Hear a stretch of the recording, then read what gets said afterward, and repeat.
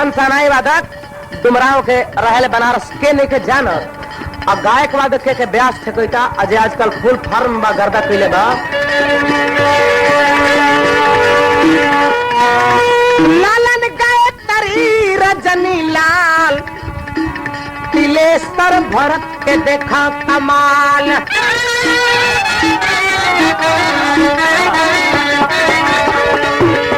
Tiger Pathak Tarkeshwar अभी वहां के बजौनी तबला टाइगर पाठक तारकेश्वर तबला के वादक कामेश्वर।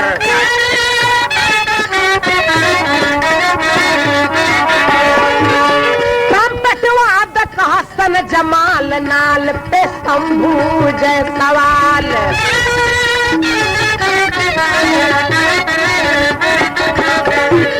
अब दूगो छोट और कलाकार बड़ा सही जा जो कतना लोग छंद लाग जाता लगले रहता लोग जाए लगता है अब कहीं लफड़ा है के बा जहाँ दशरथ मुन्ना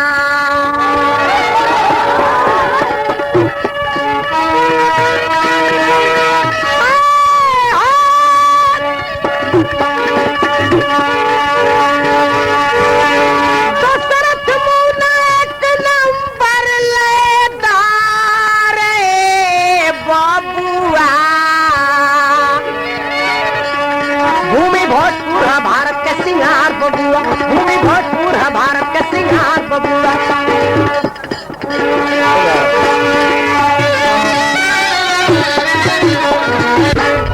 बाटे जिला के नाच देखो मधु जी के गजराज।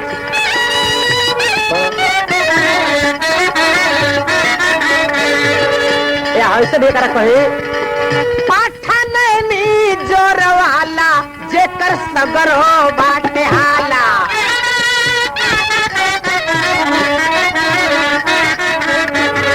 झूमत निकले मत वाला लेके चार महाउत भाला।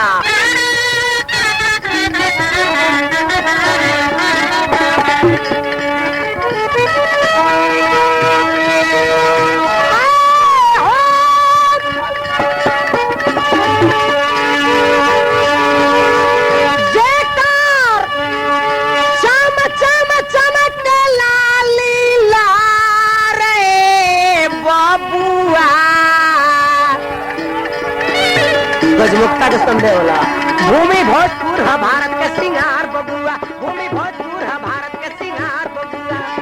ऑल इंडिया बेसिस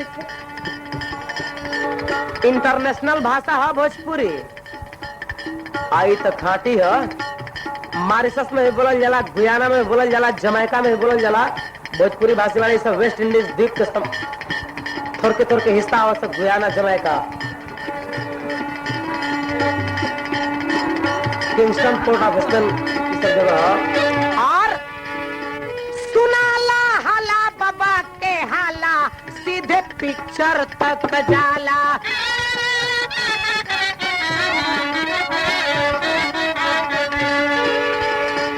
दस बुंद स्याही वाली कलम अतना लंबा कहानी कौन चीज लिखी अतने काफी बाजे जहाँ के भाषा 17 जगह बोलल जाला बस।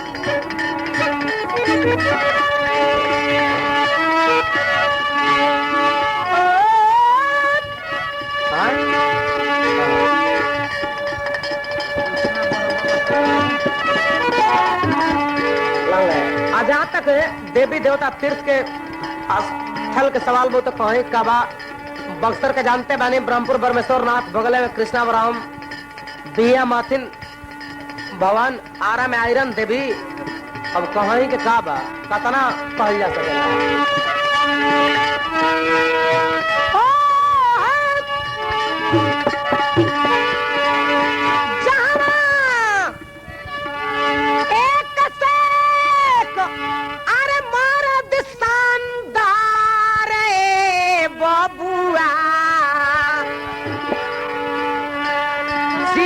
भोजपुर भारत के सिंगार अरे भोजपुर जिला हमर हउए फूल गे नावा।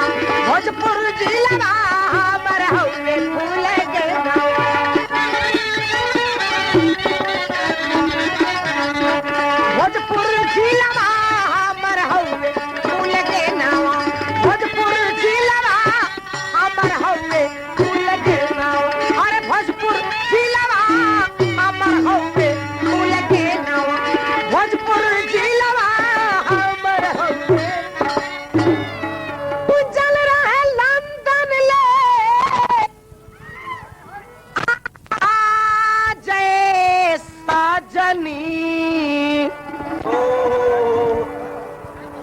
1757 में जौन क्रांति भइल, मंगल पांडे जब फौज में विद्रोह कैले, आवाज लंदन तक गूंज गई।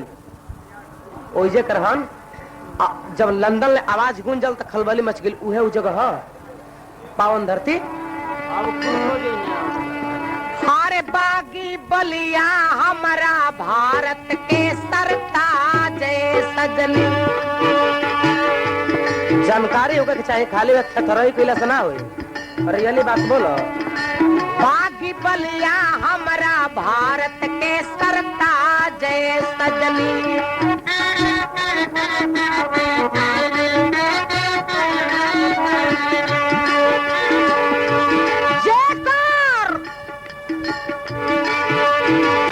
गूंजल रहे लंदन ले आवाज सजनी। बागी बलिया हमारा भारत के सरताज सजनी।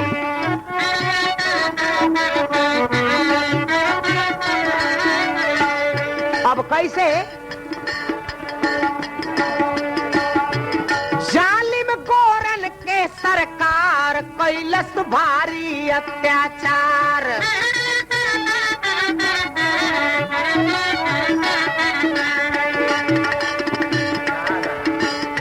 बना के अलगा लगऊ टोली मारे, यही जाके लोग तय गोली।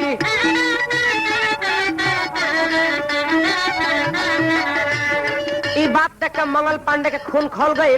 कुछ कारतूस वाला तो झमेला रहा ही रहे, लेकिन खून खौल गई। अब फौज में बगावत कर दिले, अपना मौत के दावत देके कैलन पलटन में बगावत, अपना मौत के देले दावत।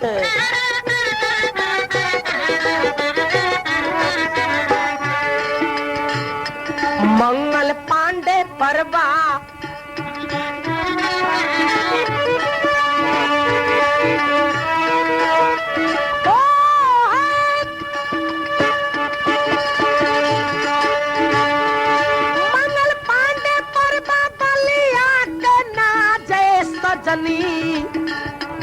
बागी बलिया हमारा भारत के सरताज सजनी। बागी बलिया हमारा भारत के सरताज सजनी।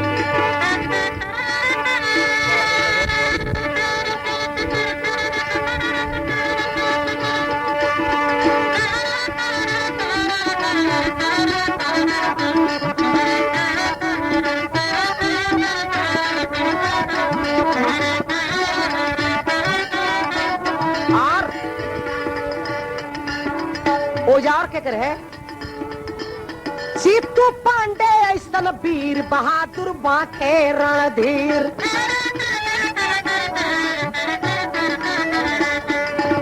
अब आई मूर्ति का अनावरण भइला बलिया में। आऊ का लगल करे सीतू पांडे वो घरे गुलामी के समय में बना के अलगा लगऊ टोली, मारसु अंग्रेजन के गोली।